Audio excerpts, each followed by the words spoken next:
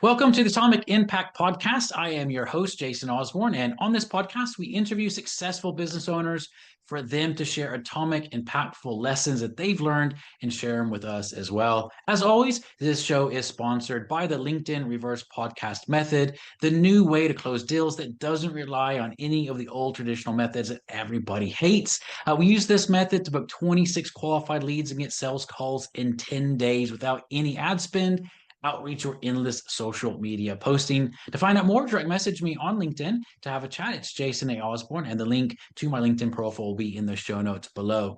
Today's guest is Justine Scott-Gray, the owner of Drum Coaching, where she provides executive coaching both individually and for executive teams. So, Justine, it's great to have you on the call. And I want to start off by asking you a question that I love to ask to start off with.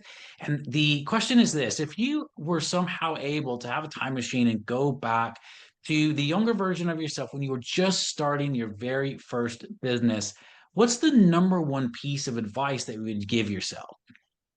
Well, thanks very much for inviting me here, Jason. A brilliant question to start off with, so thanks for that. The probably the best piece of advice I would have given myself was to believe in myself regardless of the situation. I was very good in my comfort zone, but I would become far more self-conscious when I went into areas there I was a little bit less sure of myself. Maybe I didn't have the same knowledge as the people around the table. As I've got older, I've recognized that sometimes that's where the true beauty is. If you are not the knowledge expert, you can observe things happening and questions happening without the filter of knowing the answers. I think that's really great answer and really key as well.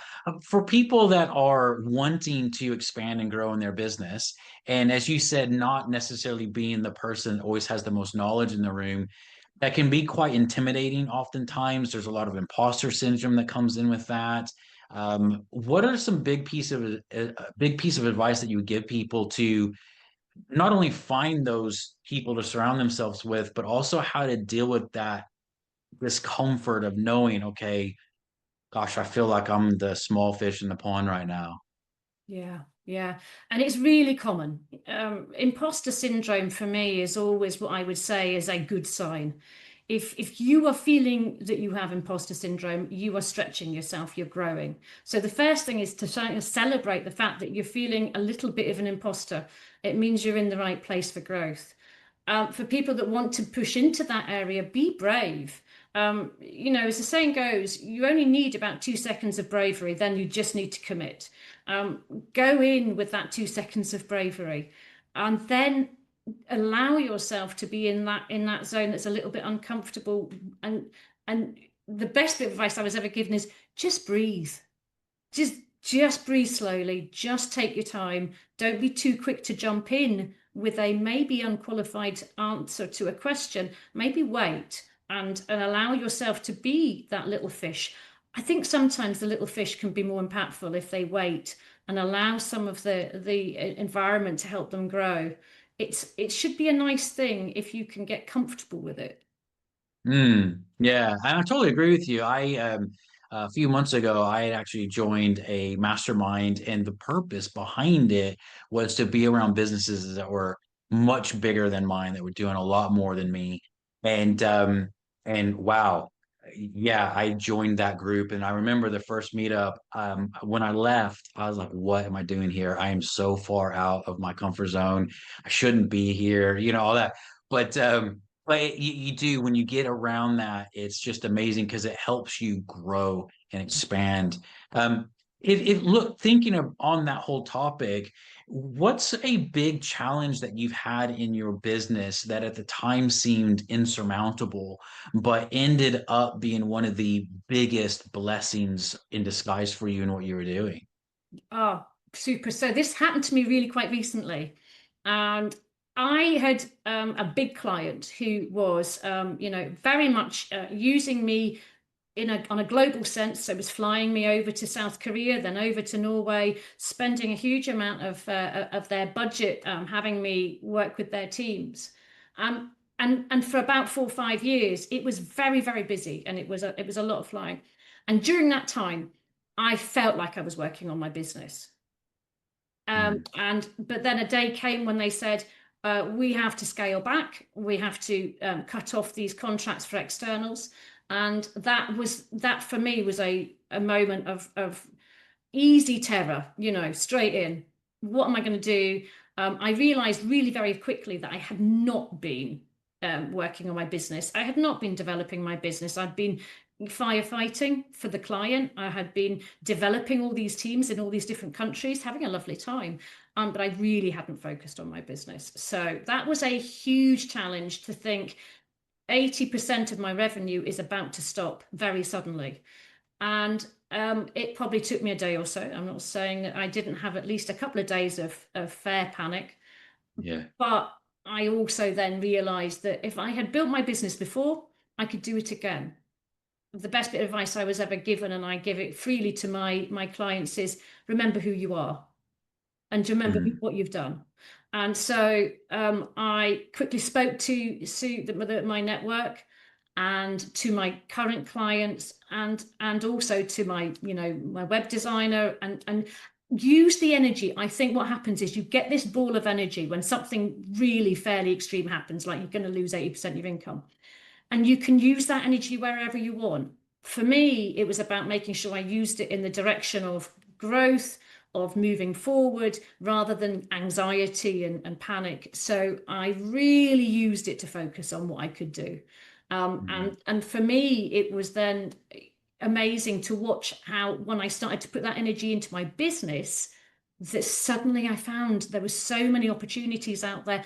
I thought I was doing it, I wasn't really. So I think that's a huge challenge, but using that energy and actually putting it back into my business, rather than just giving it away to my clients all the time, really opened up a load of doors for me. And I'm now 8 months, 9 months down the road, and feel so lucky that I actually got that opportunity really to focus on my Mm. business again, and really cut down the noise so I could focus on where I was going.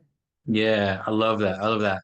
Is there, looking back at it now, is there any advice that you'd give to people that maybe they are in a similar situation, 60, 70, 80% plus of their revenues coming in from maybe one client, and they know that if that were ever to stop, they would be, obviously that amount of revenue down, which is significant. It's a massive impact in a lot of different ways. What's some advice that you'd give them to go ahead and start making sure that they're go ahead and not preempting it as in they're expecting to stop, but just so they don't go into that, oh my God, what am I gonna do? So that if that does happen, they're like, cool, I've been prepared for this. Yeah, there's a really good lesson I learned through that, was that I was not looking for opportunities to develop the business. If I got downtime, I used it as downtime. It was I remember that the expression is a velvet line coffin to a point, which is a terrible thing to say, but I was really comfortable. I Mm. felt like I was, really doing wonderful work. I was getting great feedback. But then I was also thinking I was deserving those days off if I got them, particularly if it was in another country. My Mm. advice would be, don't take your foot off the accelerator just because you think you're flying. Mm. You still have to refocus. You still have to remember that you're running a business, and therefore, it's not like being employed where, you have at least some kind of understanding that you'll be retained. You have to run a business that has to be able to operate regardless of what client's coming in and out. So that slight comfortable feeling you might get, don't be fooled by it. Mm. Remember that you are a business person, and that you do need to keep your foot on the accelerator, because if you're not going forwards, you're going backwards. Yeah, yeah. And I love that distinction as well, where you feel like you're going forward because you're really busy with a client. You think, oh, this is great, it's thriving, you're living in that moment of it. But actually being able to reflect back and go, well, actually, I was almost in a maintaining mode as opposed to making sure that I was continuing to grow. It's really, I think, such an important key distinction for sure. Yeah. Do you find that a lot of businesses are challenged in that? I think that if they have worked hard, and most, let's be honest, most small businesses, small to medium businesses have worked very, very hard to get some level of success. I think it's very easy to then, when it starts to get a little bit comfortable, just have a sigh and think, I've made it, I've done it. People know who I am. My diary's so busy, I can hardly fit anybody in. I think suddenly it's natural and it's human nature for them to reward themselves with some breaks. And I don't think you shouldn't do that. I think you should manage it though. I think you should say, that's lovely. Make sure I have my weekends off. Make sure I don't work too late. But at the same time, structure yourself to say, let's minimize the impact of this client on my creative time. I would definitely suggest that they take at least a half a day a week, which is just the creative time. Just sit down and my favorite thing to ask myself is, what would you do if you couldn't fail? Mm. And chase that particular thought, and look at the opportunities that maybe at the moment are flying past. But that half a day a week has been transformational for me, because suddenly there is so many more things I am able to do and commit to because I'm giving myself that time. Yeah, that's amazing. I love that. I love that. Well, with all of that said, what are your goals over the next 5 years for your business? It's going to be in a really exciting 5 years. So I bought the farm that I'm in here now. We've set up with a leadership retreat set up here, which, for me is something that I've always wanted to do. What I found is I was going to lots of wonderful countries. I was visiting some of the best hotels, but we were still missing a vital element, which was that real human connection, taking people out of their day to day and helping them to connect on a real level. So the leadership retreats for me is going to be super important, to take people off grid. They live in a pasture with a campfire and the things that take maybe people's attention away, which the iPhones and the laptops and the emails, take that away and allow them to connect with themselves and their teams. As far as the coaching is concerned, I would absolutely expect to still be as busy. I like being busy, but also I have other coaches now who are speaking to me and asking me, what they should be doing. So we've got a small platform of coaches that work through drum coaching to offer executive coaching. I think to be able to give back a little bit to the community that I've come from. I've been a coach for over 20 years, but to see people that are coming in that have true talent and their experiences have shaped who they are as a coach. They haven't, all due respect to everyone, they haven't just academically became a coach. They've lived through experiences that help them find this true meaning and purpose. And I like to be able to give people opportunities where they can really create impact for their clients through who they are and being able to be authentic with their clients. So that really for me is another aspect and watching that journey is so exciting, and be able to come and they come to the retreats, they try out their skills, they work with clients through my platform. But I think really that for me is a little bit of giving back. Yeah, love it. I love it. Sounds like such an incredible 5 year goal for sure, which I know you'll hit. I know you hit that for sure. So, Justine, if people want to get in contact with you, what's the best way to do that? Do you have a website? Absolutely. So my website is drumcoaching.co.uk, or they can email me at justine@drumcoaching.co.uk. On LinkedIn, you can usually find me posting about chickens and horses, as well as the more serious leadership topics. I live quite authentically through my LinkedIn profile. So if anyone likes that kind of stuff, it's all there, and it's just what I like to do. Yeah, that's amazing. Amazing. Well, thank you so much for being on this show, Justine. It's been an absolute pleasure having you on. And as a reminder, this show is sponsored by the LinkedIn Reverse Podcast Method, the new way to close deals that doesn't rely on any of the old traditional methods that everybody hates. To find out more, direct message me on LinkedIn, have a chat. That's Jason A. Osborn on LinkedIn, and that will be in the show notes below.